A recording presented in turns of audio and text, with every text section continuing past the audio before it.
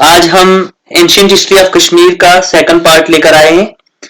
तो कल हमने राय तरंगनी की कुछ ट्रांसलेशंस पढ़ी थी, यहां तक चतुर्थ राय तरंगनी पढ़ी थी, दैट इज फोर्थ राय तरंगनी किसने लिखी थी? सूका ने। आज हम आगे पढ़ेंगे।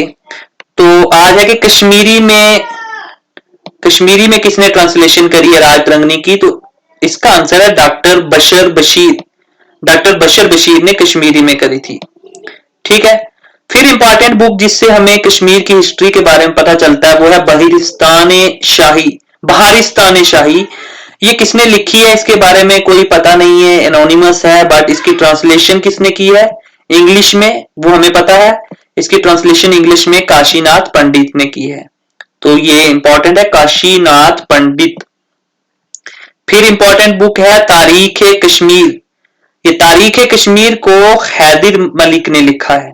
तो कब लिखा है? 1621 एडी या सीई, यानी के 17th century, early 17th century में तारीख कश्मीर हैदर मलिक ने लिखी, उससे हमें पता चलता है।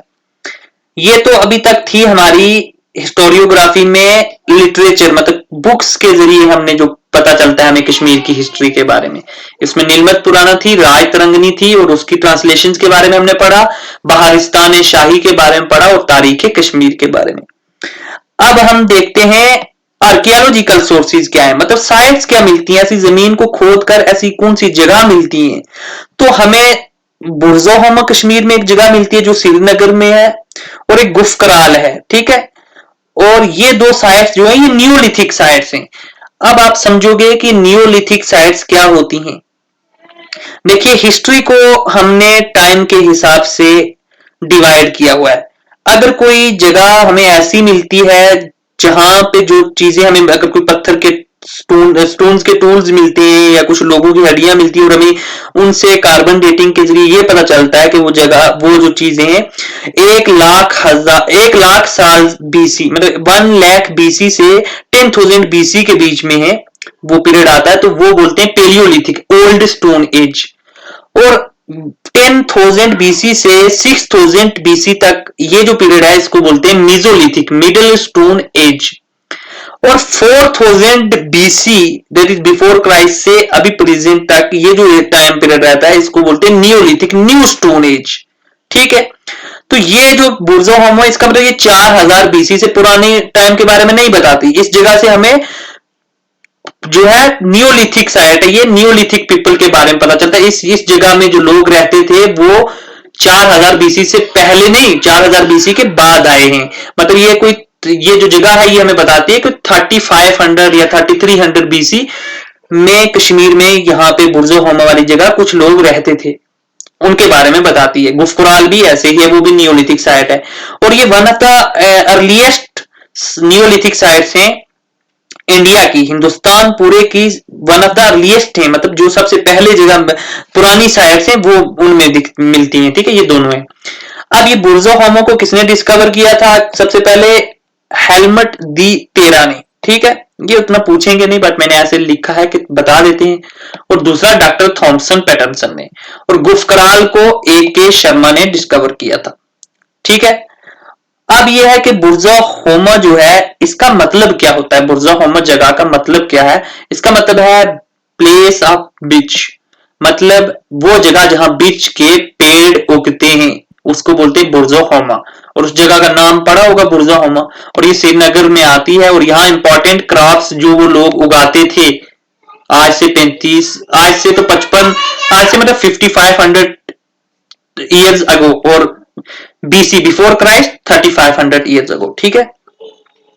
तो उस वक्त कौन सी क्रॉप्स उगाते थे? Lintel, wheat, barley etcetera. तो ये वाली क्रॉप्स पूछ सकते हैं इनमें से कौन कौन सी, तो ये वाली क्रॉप्स उगाते थे वो।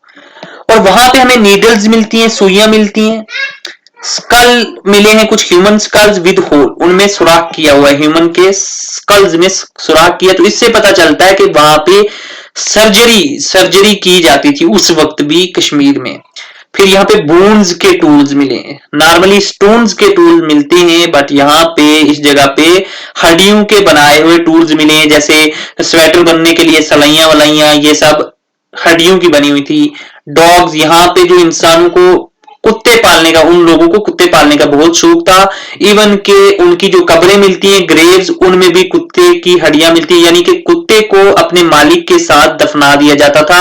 लोगों का ये बिलीफ रहता था कि जो आफ्टर लाइफ है, मरने के बाद भी एक लाइफ रहती है, उसमें कुत्ते अपने मास्टर की हेल्प करेंगे। और ये लोग पिट्स में रहते थे, जमीन में इन्होंने होल्स खोदे हुए थे, खड्डे खोदे हुए थे, और उन खड्डों के बीच ये लोग रहा करते थे। तो ये एक यूनिक जगह है बुर्जा होमा, जहां पे लोग सरफेस पे घर नहीं बनाते थे, बल्कि जमीन में अंडरग्राउंड खड्डों में रहते, पिट्स में रहते थे, ट्रेंचेस में रहते थे।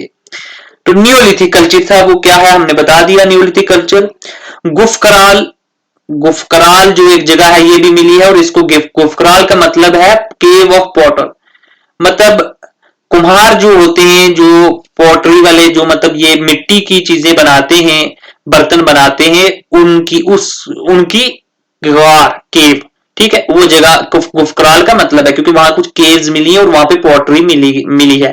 तो ये कहां पे, तराल, पुलवामा में, ठीक है, पुलवामा में, और बुर्जा होमा श्रीनगर में है। फिर आगे हमने, अब यहां से आगे हम इंपॉर्टेंट पढ़ेंगे डायनेस्टीज एंड किंग्स, ठीक है। तो डायनेस्टीज एंड किंग्स पढ़ते हैं।